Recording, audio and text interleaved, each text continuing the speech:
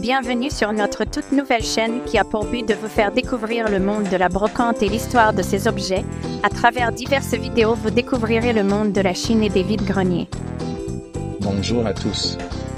Collectionneurs passionnés par tout ce qui est ancien, je vous présente à travers différentes vidéos, chacune de mes découvertes chinées et accompagnée de son histoire. Au fil du temps se créera ainsi pour vous, une véritable encyclopédie du chineur.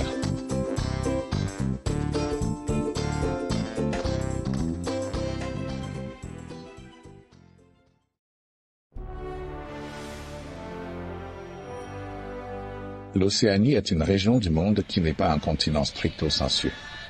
Cependant, cette région étant souvent assimilée à un continent par les géographes, on peut la considérer comme le moins étendu des continents émergés de la Terre. Située dans l'océan Pacifique, elle s'étend sur 8 525 989 km² et comprend plus de 50 millions d'habitants, répartis entre 16 États indépendants et 15 territoires. Le peuplement de l'Océanie s'est fait à travers deux grandes vagues migratoires.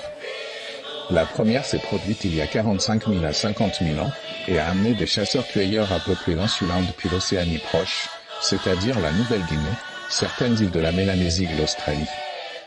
La seconde vague débute il y a environ 4 000 ans. Elle mène des agriculteurs et navigateurs austronésiens à peupler l'insulinde, soit les Philippines, la Malaisie et l'Indonésie et de là, sur une période allant de cette époque au XVIe siècle, les divers archipels de l'Océanie lointaine. Au tout début du XVIe siècle, les Européens découvrent le monde océanien. Ces premiers contacts sont longs car ils s'étalent sur 4 siècles, inégalement répartis car ils sont plus intenses à l'est qu'à l'ouest de l'Océanie. Les rencontres peuvent être amicales, distantes ou hostiles, mais toutes répandent dans les archipels des épidémies contre lesquelles les insulaires n'avaient pas encore d'anticorps. L'Océanie est ensuite confrontée à la période coloniale, l'Espagne, le Portugal et les Pays-Bas étant les premiers présents. De la fin du XVIIIe siècle au début du XXe siècle, ce sont principalement les Britanniques, les Français et les Nord-Américains qui s'implantent, dans l'ouest de l'Océanie, les Allemands suivis par les Japonais puis par les Nord-Américains. La décolonisation qui va suivre va être tardive, ayant débuté en 1962 et continuant encore de nos jours sous la forme de processus d'autonomisation des archipels encore rattachés à des puissances européennes ou nord-américaines.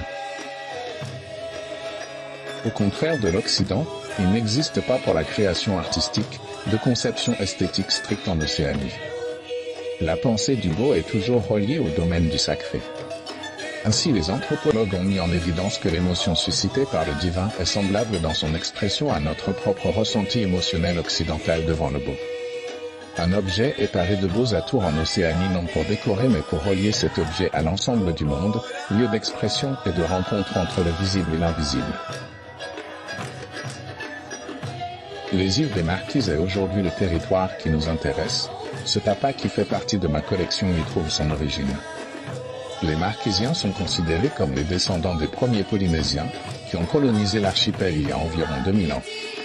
Ils ont développé une culture unique, notamment en matière d'art et de tatouage.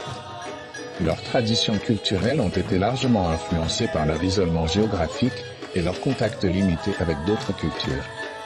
Parmi les arts marquisiens, certains sont toujours d'actualité et font preuve d'une grande créativité, associée à la qualité de réalisation. Il s'agit en particulier du tatouage, des sculptures sur bois ou sur pierre, du tapa. Le mot tapa, kayu en marquisien, désigne les étoffes en écorce battue. Elles sont habituellement fabriquées par les femmes et ont toujours tenu une place importante dans la vie sociale des îlots polynésiennes. Les tapas sont produits à partir des écorces du mûrier pour réaliser les étoffes blanches, des jeunes arbres à pain ou du banyan pour les étoffes brun-rouge.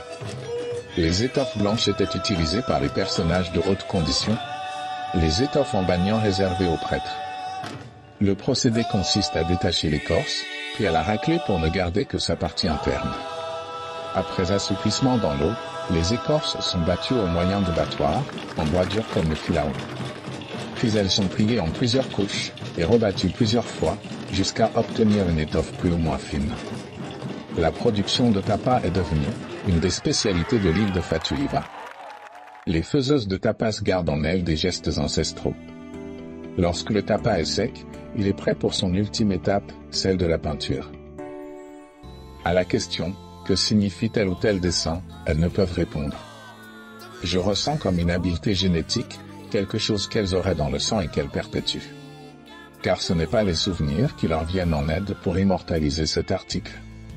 Leur mémoire fut effacée par les colons européens plus désireux d'asservir les Maoris que d'en saluer leur génie. Aujourd'hui, la plupart des gens ne voient pas pourquoi ils apprendraient à en fabriquer puisqu'il est inutile dans leur quotidien. Moi, je crois que nous ne devons pas oublier ce savoir traditionnel. Ainsi s'achève ce premier épisode d'un objet, une histoire. J'espère qu'il a su vous intéresser et peut-être même vous inciter à démarrer votre collection sur l'art ou plutôt, l'imaginaire océanien. À bientôt et merci de votre visite. N'hésitez pas à cliquer sur le bouton « S'abonner », ainsi vous ne raterez aucune de mes vidéos.